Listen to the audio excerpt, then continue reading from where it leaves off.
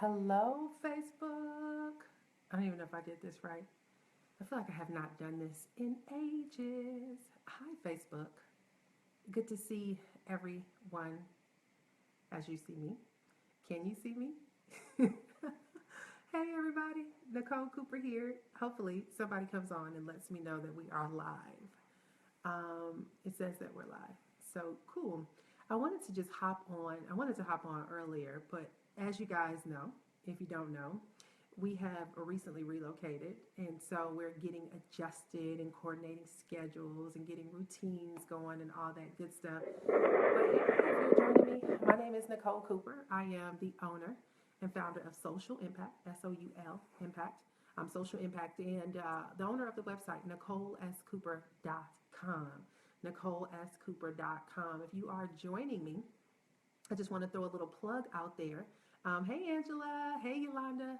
I want to throw a plug out there. I am hosting a live workshop on um, Tuesday night, December 13th at 9 p.m. Eastern. So make sure you go ahead and you lock your spot and put in your reservation, whatever, you know what I mean, for Tuesday. So it's NicoleSCooper.com /profit plan 2017. Okay, NicoleSCooper.com /profit plan 2017. Hey, Natasha. Hey, Pamela. Sorry, you guys, I see your name scrolling up. I couldn't catch it. Say what I need to say fast enough to catch up. So, hey, everyone. Good to see you. So, guys, listen. I wanted to shoot this video yesterday, and I wanted to shoot it again today, and it was so many. But we just moved to Florida, and it is a lot. Hey, Mark, good to see you. It's a lot to coordinate, get the kids situated, and all this stuff, and it's just been like a high level need for taking care of family business. And so I said, what better time than now? But I wanted to just come on here really quickly and just have, yeah, you see the palm trees behind me? And it's cold in Florida right now, y'all. It's like 60 something degrees, kind of cold outside. But I wanted to talk to you guys about a recent decision that I made and how it has changed just so much in me. Thank you, Mark. It's changed so much in me and created such a level of freedom. And so, oh shucks, my phone might die. I have to put it on the charger. Um, y'all, give me 1 second. Let me get the charger. Hold on.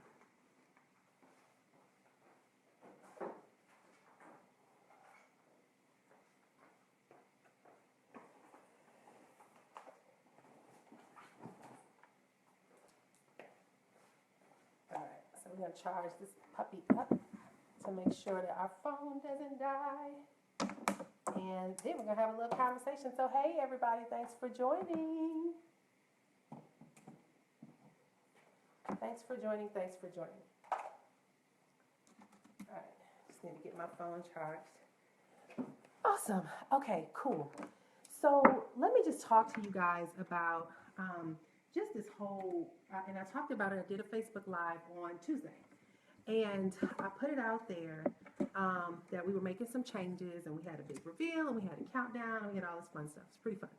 And it was pretty much making an announcement of just some changes and transitions that I was making personally and professionally, and just my new commitment to my role of this platform that we have, right? When you're in business and entrepreneurship and you have opportunities to be connected to people, there's a responsibility.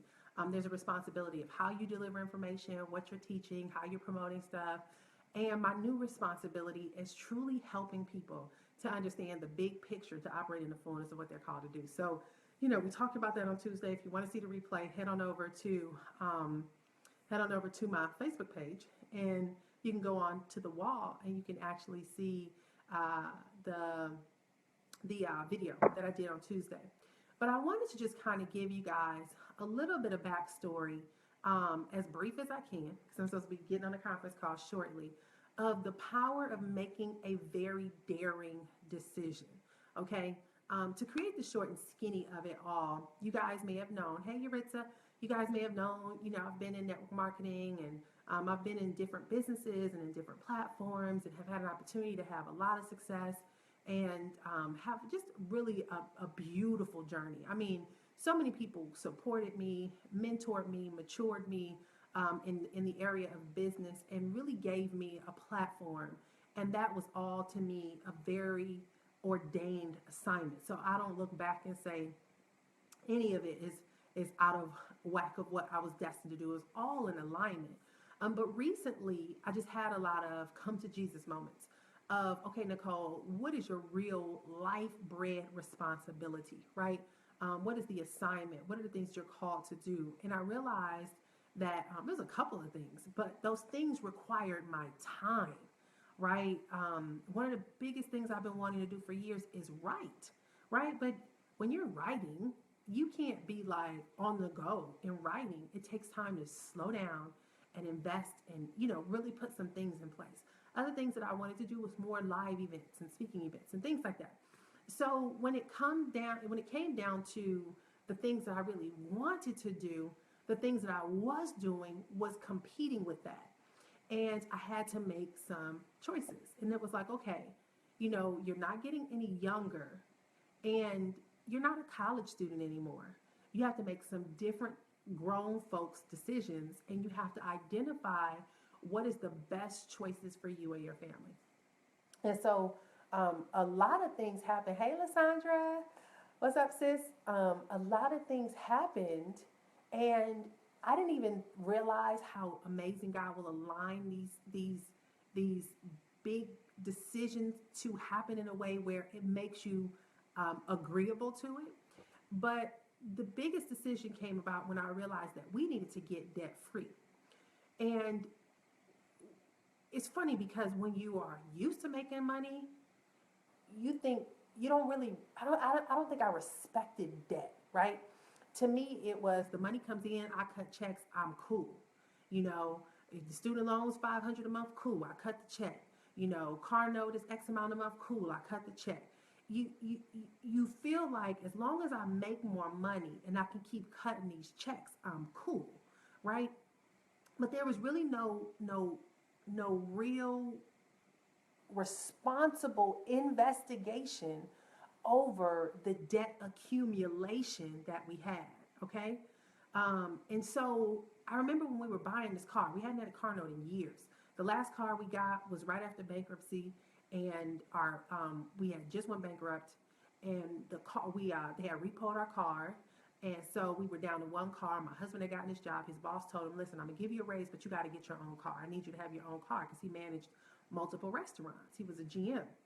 And so the boss told him he had to get another car because we were like, we cool, we can work with one car, no car note. And so the boss made him get a car. So when we went to the car lot, we were fresh bankruptcy, right? Well, our car note was our interest rate was 28%, okay? 28%. I was a new mom. My husband was, he got this job where he went from making 40,000 to 80,000, like in a matter of 3 months. It was a miracle by God, right? He was quickly promoted, and I wasn't generating any income. I had just started, just a new mom. Long story short, probably about a year, not even a year, 4 or 5 months later is when I got into my first, not first, but a network marketing business, and I was able to start generating income. By month 3, my check was 12,000. Month 4, my check was 22,000. So we paid this car off in like no time, right? So 28% killed it was like the car note wasn't high, but it was ridiculous. It was like a Pacifica. It was this cheap little raggedy car, caught on fire a couple of times, just crazy. And so, but we paid that car note off like, I don't even know if it was 2 years. We just cut checks, paid it off. Well, when we were buying a car again this time, what happens is now you got a choice. Now you can pick and choose what you want. If I want to get a luxury car, I can get it. If the oil change costs me $200, no problem. I can pay it. Your mindset changes and you start making these, what I call lifestyle inflation decisions. And then next thing you know, you are dropping a mortgage on a car note, right? Even though you paid a house down payment to buy the car, right? Ridiculous. Like you start making these inflated decisions because you have the resources, right? You have the money to do it. And so we went through this whole process, y'all. Hey, Valerie, we went through this whole process where I just started paying attention. like to the bills we were paying. Even my phone bill was $350 a month, and I was just cutting checks and paying it. One day I was like, "This is stupid. Why are we paying $350 for two cell phones and a Wi-Fi card? You know why? Because we were making the money. You know, when you're making the money, you just cut checks, and I was being responsible because I had a budget and everything had a percentage, and but because my income is large, my percentages are larger than average, right? So let's just say, and I still do it to this day. When I get, let's say I get $100 in, everything's compartmentalized. So I would say 10% to tithe, 10% to saving, 5% to my home health savings account, 25% goes to household overhead, 3% goes to entertainment. I'll break it all down like that. The downfall to doing that is that you end up giving a lot more money to places where if you just gave everything a firm dollar amount, you can see the extra you have, and that can be assigned to something else. And that's where I made a really big mistake, right? Where I was giving percentages to stuff and I was not taking all the extra and just dumping debt. So, long story short, we had this debt conversation of let's sit down and calculate this. And I did this last year. And so at the time when I did it, I think our debt was like, it was student loans, car note, it still is, student loans, car note, and owe the IRS money. So it's like 150 something $1,000, right? When you go through all of the stuff or whatever it was. So I put it on my wall and I said, okay, I'm gonna be debt free in December 2016, which is, we're in December. I was like, we're gonna be debt free by December 2016. Why? Because we make the money. So I knew I could just cut checks, slice all that debt out. Well, life happens, right? Like when you start looking at, well, this is how much I'm paying to live, this is how much we're paying for the kids' tuition, this is how much we're paying for the car note, this is how much we're paying for the insurance, this is how much we're paying for this. I cut the IRS this check every month anyway. I'm doing this and I'm doing that. You start realizing that because of your current living situation, all your resources are already accounted for. So there is, I don't care if you make 15 grand, 20 grand, 30 grand, right? What people don't realize, y'all, is when you start making more money, and I was telling people this, I said, my bills that come to me are not $100 and $200 bills. I get $5,000 bills. I get $10,000 bills. I get $20,000 bills. That's like, oh, okay, can you have this paid in 3 days, right? My medical bills, it's like ridiculous. Every time I go to the doctor, I'm dropping $1,000, right, for this test and that test. And because I have the money, I'm cutting the check. But there needs to be an awareness that comes from understanding how money works and how consumerism is not the pathway to wealth building, right? Lifestyle inflation is not the pathway to wealth building. And what happens, guys, in the majority of our communities, I was reading this book this morning, which is amazing. And it talked about, I wrote it down, and you guys won't be able to, y'all don't want to read this. But one of the things that it talks about is, it says, we use money to soothe our feelings and buy respect, and to show how much we care or how little we care, right? So we use our money as a emotional support system, right? If we want to buy respect from people, well then I'm gonna spend money on stuff. Hey Michelle, I'm gonna spend money on stuff that makes people respect me, right? If we want to buy friendship, well let's go out to the club and I'll handle the bill for all the drinks. Or if I want to buy love, I'm dating this guy, I'm just going to go hook him up and I'm going to buy him some Gucci shoes or a Gucci belt, Or if I want to buy my kids, even though I may not give them my time, I'm going to go take them to Toys R Us and I'm going to drop $300 or $400. Hey, Lori. Hey, Thea. We buy our way into people's lives and we feel like, what's that book? I'll get it. I think I have it over here. It is an amazing book. Let me see. I went to the library, y'all. So I got all these books on money. Look at all my money books. The New Frugality. Here it is. The Secret Language of Money. Secret Language of Money. Okay? Amazing, amazing, amazing book. And what he talks about is he works with all kind of people in all walks of life and how they use money the wrong way, right? They use money the wrong way. So anyway, have this conversation with myself, have this conversation with my husband, and realize that it was time to do some things different, or we will forever be in this rat race. And I always tell people there's an entrepreneurship rat race too, right? A lot of us feel like when I'm an entrepreneur, I'm my own boss. I'm running the show. I'm doing things. I get to wake up when I'm done sleeping. I get to run my own schedule. I get to do this. I get to do that. And you do. You are. And you can. But as an entrepreneur, the responsibility that you have on your shoulders to make things work, to force to make things work, is 10 times more than somebody who has a job. See, if I had a job, I can get a guaranteed paycheck. I go to work, it's guaranteed. I know I'm gonna get paid every 2 weeks or however much they get paid. And there's no back and forth about if I can or if I can't get paid. But when you're an entrepreneur, we have to deal with all of the overhead expenses, right? So if I need toner for my ink cartridge, if I need ink for the computer, I got to buy it. If I need to whatever, like anything you need in business, you're paying for health insurance. I got to pay health insurance. Our family's health insurance runs $1,000 a month. Who got to pay that, right? The taxes. I ain't getting no refund. I'm cutting checks. We don't get money back. There's no refund for entrepreneurs. We cut checks, right? And we cut big checks. I probably cut checks the size of y'all annual salary. So it's a totally different encounter and experience as an entrepreneur. And I think what tends to happen is if I make $65,000 on a job, I make $65,000 on a job. But if I'm an entrepreneur and I make $65,000, I'm gonna brag about it. I got to tell y'all about it. I'm balling. I've arrived. I'm a winner. I'm doing big things. And the perspective of making $65,000 as an entrepreneur, as opposed to as an employee, makes this person feel like they deserve to ball out, right? Because I did this. Now on a job, we're conservative and we probably do a little bit different with our money. But as entrepreneurs, there's this loose leaf sometimes behavior that comes because we work so hard that when we can get rewarded, we decide to ball out and we start doing things saying, I deserve. Well, what happens is I deserve it oftentimes becomes I've developed.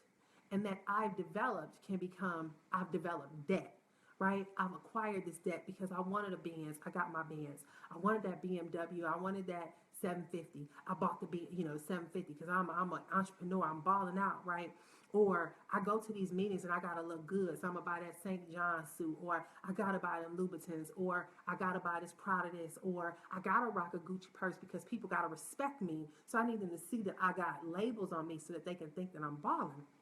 So we create this perception of image, and then we start putting ourselves out there where we just start overly exaggerating our lifestyles, and then it catches up with us and it keeps you in this rat race. So now, even though you made $65,000 this year and you go into making $100,000 next year as an entrepreneur, what happens is, your expenses go up with your income. So there's never no real breakaway. You always got to keep hustling for the next deal, hustling for the next sale, hustling to make the next dollar, hustling for the next client, hustling. It becomes this endless rat race where I got to keep going because I got to make more money, because I got to pay my bills, because I got to make this happen, you understand what I'm saying? So it becomes this nonstop race of stuff that happens. And so when I sat down and I looked at our numbers and I realized, like, dude, we have 170, it was by this time, it had gone to 170 something thousand in debt. My debt is high. Why? Because we get big checks from the IRS. IRS be like, yo, you owe me $20,000. Last year you underestimated me. Cut this check $20,000. Send it to me in 3 days. What? Like what? It's so many things that go on that we have to deal with. And so we ended up in this position where I finally realized, like, if you have this much debt and you got to look at your assets, and we didn't own anything. We don't own houses and stuff like that, right? We don't even own the car. The bank owns the car. Until the car is paid off, you don't own it. When I did an assessment on net worth, I'm like, dude, we make all this money, but we have a negative net worth because you have this much debt, right? So your net worth is determined by your assets minus your liabilities, and that equates to your net worth. So if you own $300 clear and free paid for property, but you are in 150 in debt, right, for the bank loan and the this, that, and the other. Well, your net worth is 150. Okay, so your net worth is the value of $150,000. But if you own zero in assets and you can't count your car because your car still got a car note, so that don't count. People put that down there as the blue book value. So let's say your car is valued at 30,000, but you owe 33,000, and then you have 100,000 in debt. You have 103,000 of negative net worth, a negative net worth of $103,000. And so I started looking at all this stuff, and I'm like, Nicole, and we always say it's not how much you earn, it's how much you keep. And I had a savings account and 5-figure savings here, and retirement, you invested in retirement. But listen, I don't care if you got a big savings account. I don't care if you got a big retirement account. If you got debt, it wipes all that out. If I got $55,000 in savings in retirement, but I got $170,000 in debt, I'm a negative $120,000 in net worth. And so there's just this big conversation because, see, here's what we got to be very careful of, y'all. You make more money, but you end up in this position where there's new goals and new levels, and you keep shooting for those. But what tends to happen is you get so busy that it wipes out your ability to focus on the things that really matter because you're always so busy and you never have time to sit down and do the things that matter. That next thing you know, you're looking and you haven't paid attention, and stuff is just building behind you that's keeping you forced in this pressure point of, I gotta keep going, it's like this crazy phenomenon that it works against you more than it works for you. Being busy is a curse word, y'all. That's why you got to be very careful of our culture language. Our culture language today is hustle and grind and no sleep. And man, look, that ain't wealth building. There are going to be seasons of hustle, but there are going to be seasons of solitude. And one of the things that we have to keep consistent in our journey is self-care and self-manage. And what I mean by self-care and self-care means you got to make sure you're always taking care of all this. Because once your health and all that stuff falls apart, it's a wrap for everything else. But self-manage is paying attention to the money going in and the money coming out. Self-manage is paying attention to your marriage and making sure that you're not losing your marriage in the name of chasing success. Self-manage means paying attention to your relationship with your kids, making sure that in the name of trying to build them a legacy and make all these millions of dollars, you don't leave them out there where they feel like you don't care about them and you don't give them your time, right? There's a lot of things that we have to do. So anyway, again, going into a tangent, but I went through this process, y'all, and I started reevaluating this, and I was like, dude, like this is stupid. This is real stupid. I don't care if I make $300,000 a year, which I have, right? Until you change this cycle of owing all these things and having these financial obligations that are consuming your life, because the Bible tells us that we are slaves to the lender, right? So if you are in over your head in financial obligations, from student loans to car notes to mortgage payments to credit card payments to whatever else it is, what tends to happen is they control you. They run your life and your time. You make decisions based on being able to support that. And so we ended up making this decision, you guys, to get rid of everything we own, sell everything we own, and focus on pursuing to get debt free. And let me tell you, it is so much flipping freedom.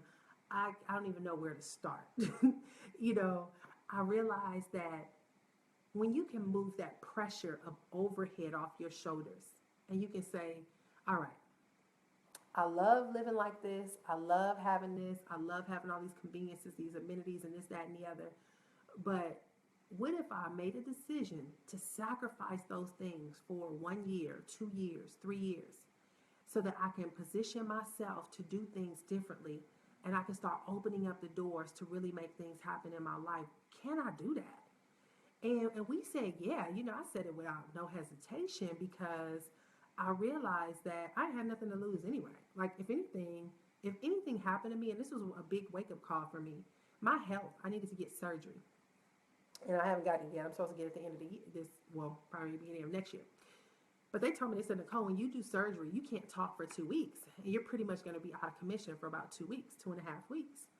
And although we had money saved and all this stuff, I was thinking to myself, but what if it's longer than 2 weeks? What if it ends up being a month? What if something happens to me and my husband has to hold down the fort? I was like, he's going to fold month one, right? Because he pretty much, I'm the entrepreneur. He's the consistent get a job guy. And our overhead demanded a certain level of income that if anything happened to me, we SOL. And y'all know what that means. You it out of luck. And I just started thinking like, okay, what if this happens? What if that happens? What do we do if this scenario happens? Blah blah blah. And so we just started making some different decisions.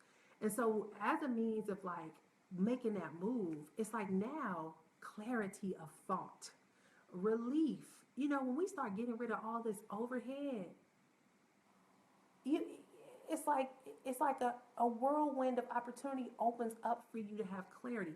I have time now to sit down and write, right? Because what we've done is we've totally downsized our overhead completely, like minimize it. I think, and I did a whole long blog post about it. You guys can go and check it out. Go to NicoleScooper.com / I think it's debt-free plan. And I explain expenses, I explain the overhead, I explain the kind of bills we paid, you know, because a lot of times when you make money, you can make 12 grand, 14 grand, 15 grand a month, and people are like, well, you balling, you should be doing this. Why don't you loan me $1,000? No, I got bills, dude. Like, no, I'm lucky if I got 3, 4, 5 grand left over because you have business expenses, overhead as an entrepreneur, and you have, you know, household expenses and employees to pay and all these different things. And so it's a big responsibility. But what you want to understand now, guys, is if you can eliminate some things out of your life, right? For example, my cell phone bill. My bill used to be $350 a month, and I would pay it without blinking an eye until one day I was like, girl, this is stupid. All phones work alike. Just go get a Metro PCS or something. And I got a Cricket phone. My phone now for me and my husband is $105 a month, which is still a lot, right? But it's not $350. And that alone, I was like, we're saving almost $250. So if you want to get a cell phone from Cricket, I do get paid $25 fee. Go to NicoleScooper.com / Cricket, CRICKET. You'll get $25 too. Let me tell you what I discovered, y'all. I had AT&T. Do you know that Cricket is on the same service as AT&T? They are bought out from AT&T, so they use the same towers as AT&T. So I'm doing a live stream right now on Cricket, which is using AT&T towers, where I was spending an extra $250 a month for the same towers access. Isn't that insane? But we don't second guess it because we become what we call label whores, right? We become to the point where we gotta have this brand. I gotta have this kind of thing. I got. You know, I started couponing with my cousin, and one of the things that they say is, don't ever be loyal to a brand. So if you used to using Dove deodorant, but they got a sale for $1 to get band deodorant, be willing to try band, right? It's so many things that we have to do. But I really want you guys to. I got the game. I got that too, Mark. I just got Tony Robbins' book from the library. Yep, I just got it. And so the thing is, guys, is we made this decision, and it's a very humbling decision. You know, it hasn't been an easy decision. It's been one of those things that required for me to think differently. And my thinking was no longer about what does it look like? What are people going to think? This is stupid. Why would you do this? It doesn't make any sense. Why don't you just work a little harder and make more money? Instead of having them stupid thoughts, I had thoughts like, okay, how is this going to benefit your family? How much is it going to allow you guys to be freed up to get your bills paid? You know, what else can you cut back on for 1 year? You can do anything for 1 year. What else can you cut back on and be willing to compromise? And I got away from worrying about what other people expected of me, right? When people know you make money, they expect you to ball out. I don't care what them people expect because ain't none of them cutting checks over here, right? Nobody's cutting checks. All they doing is on the outside looking in, giving you suggestions of how much more you should spend your money. I ain't got time for that. That's stupid. That is so stupid. I'm not living for people. I'm living for myself. And so I had to start thinking about how this was making a smart move. How is this going to give our family relief? What is it going to do to teach our kids? Because now I tell my kids, everything we do is a budget. We have a certain amount. We go to the grocery store. We went from spending $250 a week on groceries to now we got $100 budget. And let me tell you something. They be around this house talking about how hungry they are. Well, now's the time for you to learn how to eat carrots and sugar snap peas, baby. No, you ain't gonna have Doritos and all this other stuff as we used to have in the pantry. Now we have a minimal amount of stuff. Eat you a banana. Eat you an apple. We're gonna eat everything in this house until there's nothing left. Then we go to the grocery store, right? This is the way to get people to a place of understanding what it takes to start changing their situation. So thank you, Laura. Thank you, guys. You can go see the debt-free plan at Laura posted it up here. Laura, does that one work? I think the name is debt-free plan too, and I think it'll work without the dashes as well. But we make different decisions, and you know what, guys? It has allowed me to make different decisions about how I do business.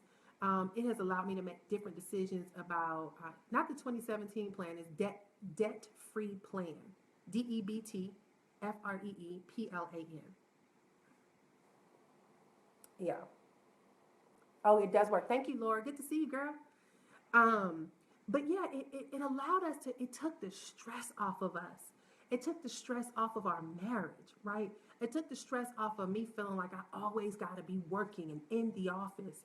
And instead now I'm enjoying my kids. I'm enjoying going out for a walk without the pressure of, oh my God, I got to hurry up and make this money because I got this big bill coming. I got that big bill coming. I need to make sure that enough is coming.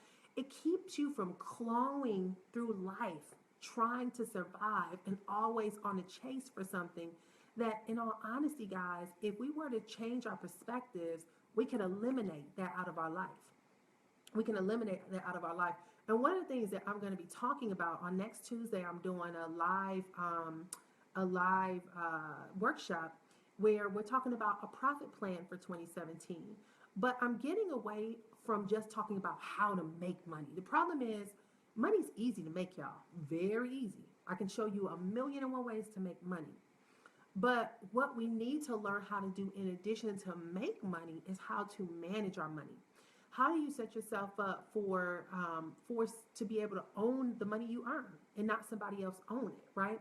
How can you begin to get out of debt and eliminate that overhead so that you don't have that pressure to make a certain level of income, but that when you do make a certain level of income, you have the freedom to do what you want to do with it. You can take care of aging parents. You can, put your kids in extracurricular activity. You can do different things. And so we're going to be talking about on Tuesday a 4-step approach, okay? A 4-step approach to building out your profit plan for 2017. I think I left it in the car.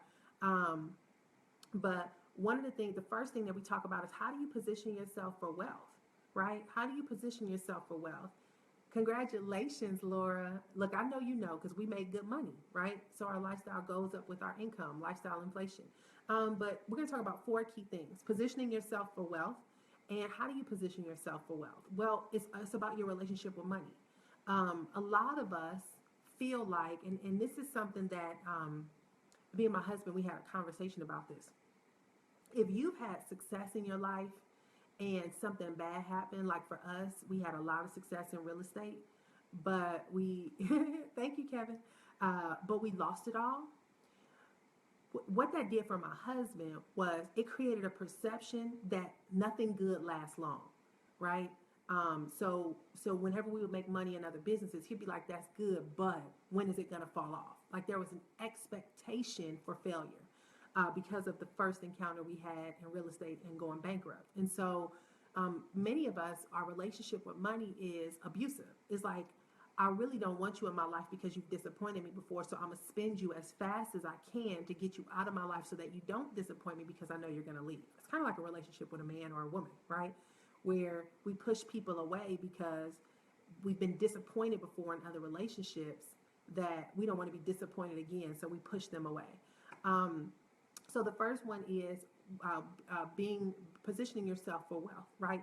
The second piece is the good plan. And we'll talk about what that good plan is. The third piece is how to increase your income in your life. And then the fourth piece is how do you execute? How do you execute? Many of us, we will sit down, we will write stuff out, we will have a great plan, we will hash it over and over again with other people. And, oh, yes, I'm going to do this. And then New Year's resolutions, right? And then a month in, and you totally forgot about it. So make sure you register for that at NicoleSCooper.com, Profit Plan 2017. NicoleSCooper.com, Profit Plan 2017. We're going to talk about that. And so yeah, guys, what I love about this new journey is that I could be so honest with y'all and don't have to put up any show. And God, this feels good. I don't feel like I have to get creative to come up with a new this or to try to find a creative way to get more this and do. I'm ready to be honest and really, and not to say I have been, but I've never gotten this personal. No slash. You don't need a slash. I have a shortcut for all of these sites that I'm telling you. So if you go to NicoleSCooper.com / Profit Plan 2017, you don't need a slash. Okay. But yeah, this is the season, guys, where people are hurt. They're not hurting. They're just like, they want real life answers. And I'm excited that we can just have candid conversations. Like, let's talk about how do you put a money plan in place? How do you stretch your money when you have limited? Like, now we got to get creative. And let me tell y'all what I learned about couponing. Do y'all know that the average couponer earns 6 figures a year? You have more people couponing who earn over $100,000 a year than you do with people who make 30. I'll repeat that. The average couponer makes more than 6 figures a year. FYI. That tells you something. Okay? If Warren Buffett is still living in the house that he bought back in the 1950s, and he still drives his beat up pickup truck, and he's one of the wealthiest men in the world, wealthy people, my friend told me this. She said, Nicole, wealth whispers. They're not loud. Wealth is not loud. Wealth whispers. So when you start seeing people who have to promote what they have, it comes from a level of not having and not knowing any better. But when you get around real people with real money, have real success, you wouldn't even know what they have. And that's what Austin was like. Austin was like a bunch of millionaires running around in cargo shorts and a flannel shirt and long beard saying, hey, how you doing? And next thing you know, you find out this dude owned a multi-million-dollar company, has no ego, no nothing. You never know. Sweetest people you ever want to meet. So anyway, make sure you guys go ahead and register. What I will suggest, here's the deal. You guys watched me, some of you, not all of you. When I was moving, I did an auction, a Facebook auction, and I sold all of my books in my life. Not all of them, I have a lot more, but I sold a great deal of books. And do you know, I made $2,000 selling books out of my library, right? And I was devastated. But there's no way I can bring all this stuff with us. We just couldn't. We had to commit to getting rid of it. And so when I got down here, well, I realized we live a couple blocks away from a library. I went in the library yesterday and I found all the books not all, but a great deal of the books that I had in the library. And guess what? You can check out 50 books at a time. So I just stocked up. Like I have like bags full of books. And here's the deal. In the library, y'all, you have free Wi-Fi. You can print stuff. They even have rooms where you can rent out for 2 hours for free and do work. So instead of me spending money on a co-working space and getting an office, I can go to the library and I can use the library for free for 2 to 3 hours, total quiet, go right down the aisle, find me a book or a resource that I need that's relative to what I'm working on, come read it, work on it, and voila, all free. I'm learning, y'all. I'm learning. Where I used to just go click on Amazon, I'm an Amazon Prime member. Buy now, buy now, buy now, buy now. Now I'm like, no, ma'am.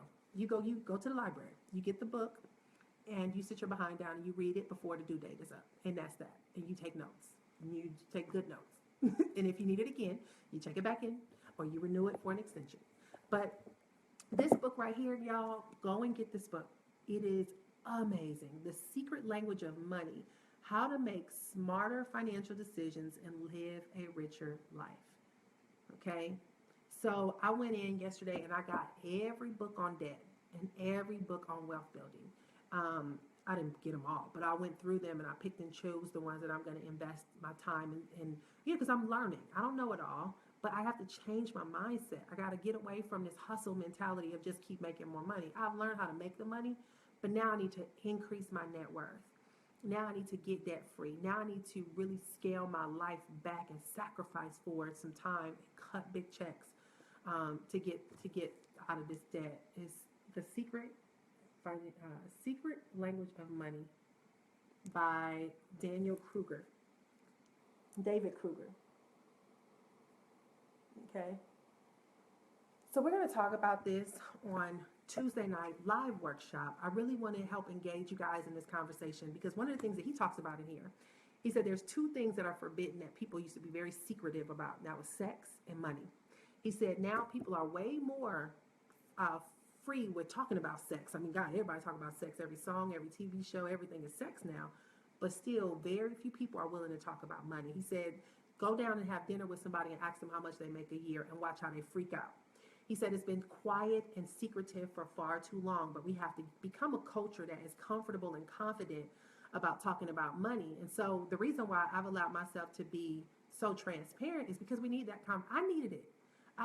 People look at me when I'm crazy when I ask them, oh, how much you pay for that? How much does that cost? How much you earn? How much do they pay you?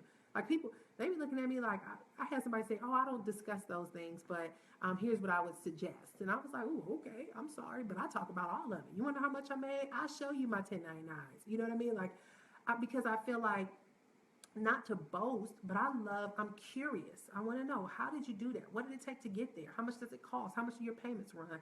Oh, okay. So it gives me exposure into the inside of numbers and things like that. So we're going to be having really open conversations about money, y'all. Look, no show, no putting on airs. We're really going to talk about those four areas: positioning yourself for wealth, creating a good plan, okay? Um, uh, your creating a profit plan to increase your income, and then putting an execution plan in place. You can't just put a plan in place. You need an execution plan. What are you going to do? Are you going to take action? Okay. Um, so thank you, and yeah, we guys listen, we have to start talking about money. Me and Chloe had a conversation, and I had explained to her the other day she needed shoes, right? And I have a budget. I got a family budget of how much. I think our family budget a week is like family expenses, $100.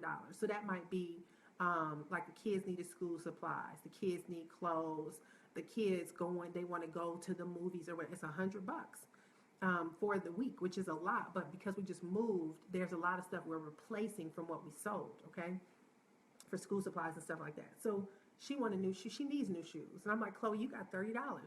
We got $30 to get you some shoes because I usually shop secondhand at secondhand stores. And so she was like, okay. So we go in and she picking up shoes, $60, $70. I said, baby, you got $30. And she went to the sale rack and saw it for $28.71. And when we checked out, it was like 29 something or whatever it was, right under 30. And I explained to her, I said, how much were your shoes? She said $30. I said, what was our budget? She said $30. I said, do you see the importance of being intentional about how much you're going to spend? I said, this is called a budget, a money plan. You got to know what you have available, and you go into the store with that in your hand saying, this is all I got. So, and when I was in there, I saw a pair of shoes I loved, but they were $150. Oh no, that's not happening. That's not happening right now. If it ain't sitting in Goodwill on that rack for $5, $10, I'm not gonna buy my shoes from Goodwill, but y'all know what I mean. So anyway, we're gonna have these conversations more, y'all. Listen, I'm so bleeping happy that I gave it all up. I feel so relieved. I sold everything we had. I sold everything. In our garage right now, it's a few boxes. There's a few things in place, but for the most part, we got rid of our whole household. And I'm going to share with y'all how we made $15,000 in 70 days doing it. I got a guide coming out where I literally did those posting about 15, 20 minutes a day. We made over $15,000 in 15,070 days. And it was amazing. And I'll share with you guys how you can start downsizing your life and turning it into dollars. How you can start developing more income to help support your debt-free journey. So we'll be talking about these things. Make sure y'all head on over to Profit Plan 2017, NicoleScooper.com/Profit Plan 2017. And we're going to be talking some more. So anyway, I got to go, y'all. I got a conference call. The other white cover book. Okay, this one is called The New Frugality. Okay, and it's how to consume less, how to save more, and how to live better. The New Frugality. I have a couple of other books. I walked out the library with 3 bags yesterday. And let's see, what else? Oh, these are different. This is called, these are all library books. Living the 80-20 Way. How to work less, worry less, succeed more, and enjoy more. Okay? Living the 80-20 Way. Work less, worry less, succeed more, enjoy more. And then this is just a internet marketing book, Get Rich Click. The ultimate guide to making money on the internet. I wanted to go through and see what they talked about in here. I got a ton more books, but they're all in my car. All right? So anyway, guys, make sure you go and you register and go get a library card. Only 2% of the population has a library card. It's free, and they have the most amazing resources.